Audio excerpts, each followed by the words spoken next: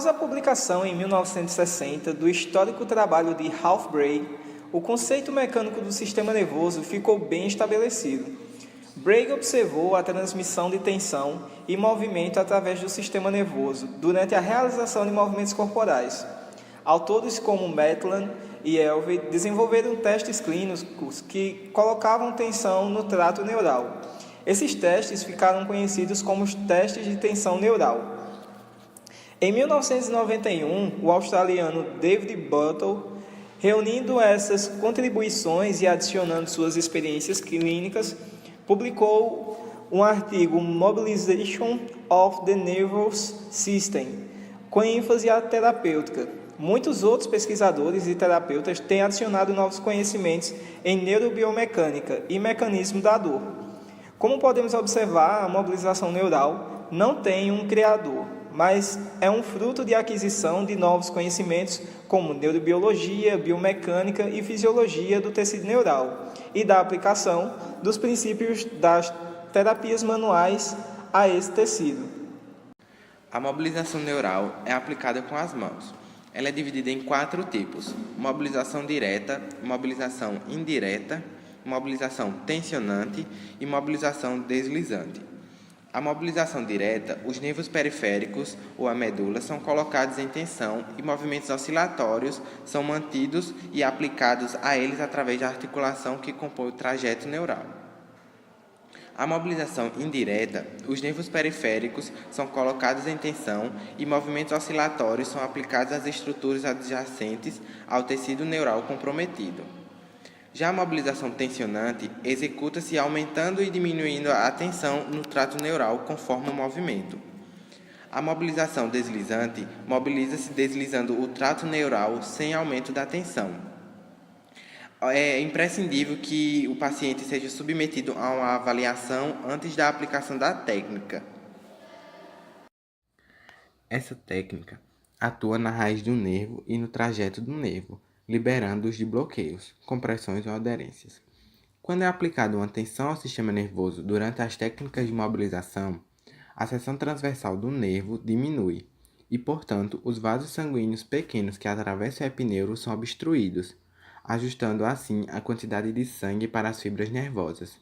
Ou seja, a mobilização neural ela vai ter influência no processo de transporte axonal, que é por onde a síntese proteica do sistema nervoso é transportada, e um consequente aumento da flexibilidade dos nervos encurtados, diminuindo a mecanosensibilidade do sistema nervoso, o que por sua vez aumenta a conformidade dos tecidos nervosos e diminui a dor. Além disso, há um aumento na condução neural TT3, e da eficiência do nervo ulnar. trânsito de Então a gente vai primeiro demonstrar a técnica também do teste a capacidade do músculo e depois a gente de vai gerar passar a força. técnica para o tratamento se observar alteração. A posição de partida é parecida com a do LTT1. A gente começa com depressão do ombro, abdução de 90 graus do braço, aí a gente vai fazer uma rotação externa desse braço, vamos girar a mão e a partir daqui a gente vai fazer o quê? Levar essa mão em direção à orelha, que seria o quê? Acentuar a abdução. A partir daqui a gente pede para o paciente inclinar a cabeça para o lado direito, observando se tem pior dos sintomas. Bom, então a partir de ter feito o diagnóstico e observado que o paciente apresenta uma alteração, a gente vai fazer a posição de tratamento. A gente começa com uma depressão do ombro, abdução de 90 graus, rotação externa. A partir da rotação externa a gente faz uma rotação da mão e traz em direção à orelha. Pede para o paciente inclinar a cabeça para a direita e nessa posição a gente começa com a mobilização no punho. Sempre observando a dor. Se o paciente estiver sentindo muita dor, volta um pouquinho, trabalha essa mobilização. Agora eu vou demonstrar para vocês o PNF, que seria um teste de flexão passiva da região cervical. Nesse teste a gente vai procurar o que? O paciente sente dor, se alguma alteração de formigamento nos braços, na região cervical, na região torácica. Se apresentar alteração, a gente vai buscar o tratamento. Lembrando que esse teste geralmente ele não apresenta dor. O PNF, que seria o teste de flexão passiva da região cervical, a gente pega o paciente em posição anatômica, deitado, a gente vai apoiar a região dos dedos na base do crânio e vai fazer uma flexão da cabeça do paciente, aproximando o queixo do tórax. Se nesse teste o paciente não apresentar dor, nenhuma alteração, é considerado normal. Se o paciente apresentar dor ou alguma alteração de formigamento, de sensibilidade, a gente mantém nessa posição por uns 60 segundos para fazer a liberação das tensões. Bom, agora a gente vai falar sobre o teste SLR, que seria mais ou menos o teste do ciático. Então eu vou mostrar para vocês qual a posição do teste e observar se o paciente vai sentir dor, vai sentir formigamento. Esse teste tem que se tomar um pouco de cuidado porque muitas vezes o paciente tem um encurtamento de musculatura posterior de coxa bastante importante. Então, se aparecer isso, a gente tem que fazer uma avaliaçãozinha para liberar essa musculatura. Tendo como partida uma extensão de 180 graus de joelho, a gente vai fazer o quê? Uma mão vai na região do tendão do calcâneo, a outra mão um pouco acima do joelho. A partir daqui a gente faz um pouco de rotação interna e a gente observa. Se o paciente já estiver sentindo dor e essa dor for de origem muscular, a gente vai fazer o quê? Uma leve flexão para liberar a musculatura da perna e a partir daqui a gente vai fazer o teste. A gente vai fazer o que no teste? Dorsiflexão com inversão. Tendo essa posição, a gente leva uma adução do quadril.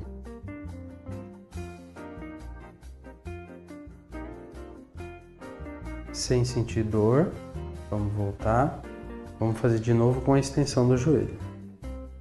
Extensão de 180 graus, apoia a mão. A gente faz uma dorsiflexão com uma inversão e leva em adução. Aqui a gente observa uma limitação de movimento pela tensão do nervo. Agora eu vou demonstrar para vocês como seria o tratamento. Respeitando os 180 graus de extensão de joelho, o pé apoiado na sua mão, a gente vai fazer o quê? Dorsiflexão com inversão e adução. Chegando no limite do paciente, a gente começa a estimular uma dorsiflexão, mantendo a inversão. A gente pode fazer esse movimento mais ou menos por uns 60 segundos, respeitando a dor e a sensibilidade do paciente. Se ele estiver sentindo muita dor, traz um pouquinho de volta para a linha média e mantém o estímulo. O teste da flexão do joelho na posição pronada, também chamado de PKB, é realizado em associação com o teste da elevação da perna estendida, o SLR, e o Slump Test. Esse teste é executado com o paciente em decúbito ventral e faz uma flexão de joelho a mais de 90 graus. Deixa na posição de 45 a 60 segundos até que o paciente relate algum sintoma.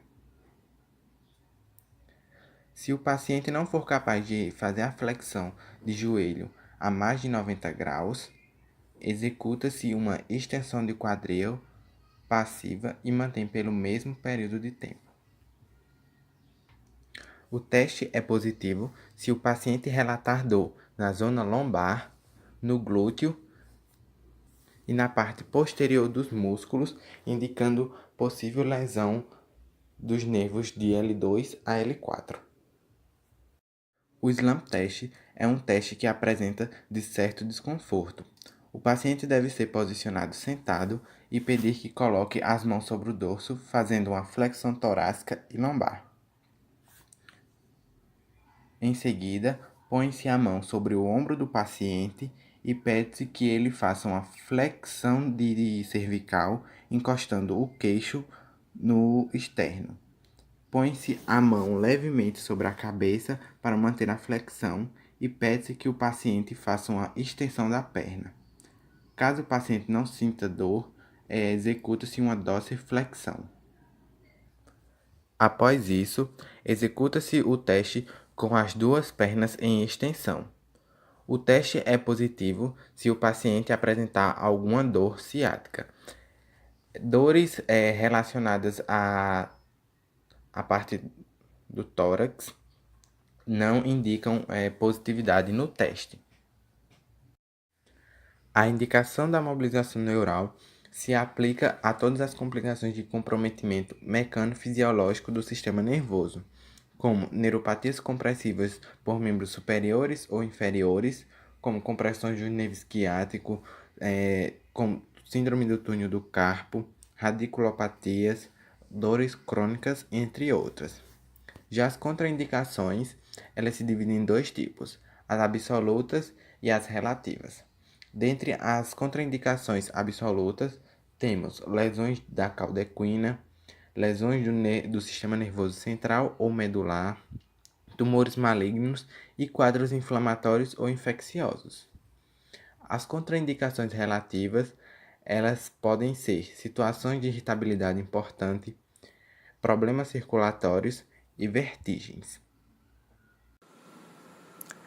A mobilização neural procura restaurar o movimento e a elasticidade ao sistema nervoso, o que promove o retorno às suas funções normais.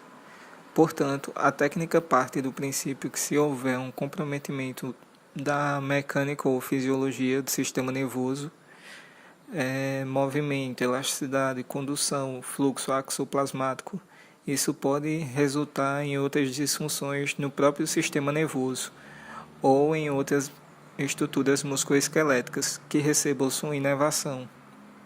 O restabelecimento da sua biomecânica ou fisiologia neurodinâmica adequada através do movimento ou tensão permite recuperar a função normal do sistema nervoso, assim como das estruturas comprometidas. Esse restabelecimento se dá através de movimentos oscilatórios ou brevemente mantidos, direcionados aos nervos periféricos ou medula.